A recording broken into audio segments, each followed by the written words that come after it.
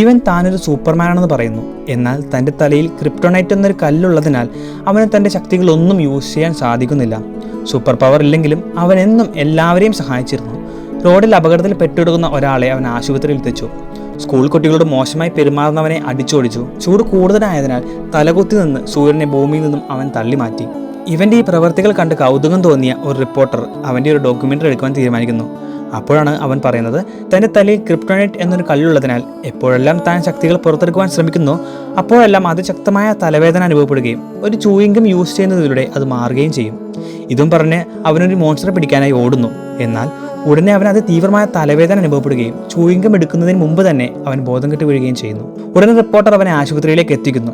അവിടെ വെച്ച് തല സ്കാൻ ചെയ്തപ്പോഴാണ് അവൻ്റെ തലയിലുള്ളത് ക്രിപ്റ്റോണൈറ്റ് അല്ല, മറിച്ചൊരു ബുള്ളറ്റ് ആണെന്ന് സത്യം അവർ തിരിച്ചറിയുന്നത്. പണ്ട് അവൻ കുനിതായിരിക്കുമ്പോൾ അവൻ്റെ തലയിൽ ഒരു ബുള്ളറ്റ് കൊള്ളുന്നു. എന്നാൽ അത് അവൻ്റെ ജീവന് ആപത്തൊന്നുമില്ല എങ്കിലും ഇടയ്ക്കിടയ്ക്ക് അവന് അതിശക്തമായ തലവേദനയും അപസ്മാരവും ഇത് കാരണമാക്കുന്നു. പിന്നീട് അവൻ വളർന്നു വലുതാകുന്നു. തൻ്റെ കുടുംബത്തോടൊപ്പം കാറിൽ സഞ്ചരിക്കുമ്പോൾ അവനൊരു വലിയ അപകടത്തിൽപ്പെടുകയും ഭാര്യയും മകളും കാറിൽ പെട്ടുപോവുകയും ചെയ്യുന്നു. അവരെ രക്ഷിക്കുവാൻ ആരും വരാത്തതിനാൽ അവനൊറ്റയ്ക്ക് അവരെ രക്ഷിക്കാൻ ശ്രമിക്കുന്നുണ്ട് എങ്കിലും അതിശക്തമായ തലവേദനയും അപസ്മാരവും കാരണം അവനത് സാധിക്കുന്നില്ല. അവൻ്റെ മുൻപിൽ വെച്ച് തന്നെ ആ കാർ പൊട്ടിത്തെറിച്ച് അവർ മരണപ്പെടുന്നു.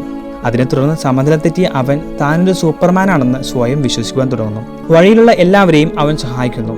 ഈ കഥ അറിഞ്ഞ് മനസ്സലിവ് തോന്നിയ റിപ്പോർട്ടർ അവനൊരു മാനസികാരോഗ്യ കേന്ദ്രത്തിലേക്ക് മാറ്റുന്നു. അങ്ങനെ കുറച്ച് നാളുകളത്തെ ചികിത്സയ്ക്ക് ശേഷം അവൻ അസുഖം മാറി തിരിച്ചെത്തുന്നു.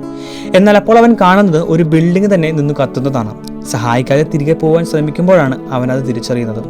പണ്ട് താൻ സൂപ്പർമാനാണെന്ന് പറഞ്ഞത് വിശ്വസിച്ച ഒരു പാവൻ പെൺകുട്ടിയായിരുന്നു അപകടത്തിൽപ്പെട്ടിരുന്നത്.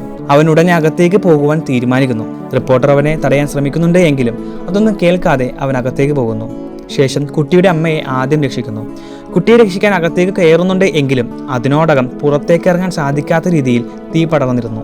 വേറെ വഴിയൊന്നുമില്ലാതെ അവൻ കുട്ടിയുമായി പുറത്തേക്ക് ചാടുന്നു. ശേഷം ഒരു സൂപ്പർമാനെ പോലെ അവൻ പറന്നിറങ്ങുന്നു.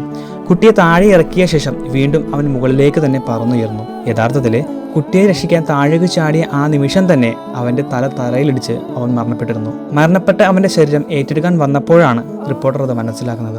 അവൻ്റെ അവയവങ്ങൾ അവൻ ദാനം ചെയ്തിരുന്നു. അങ്ങനെ എല്ലാവരുടെയും മനസ്സിൽ സൂപ്പർമാനായി അവൻ എന്നും ജീവിക്കുന്നു.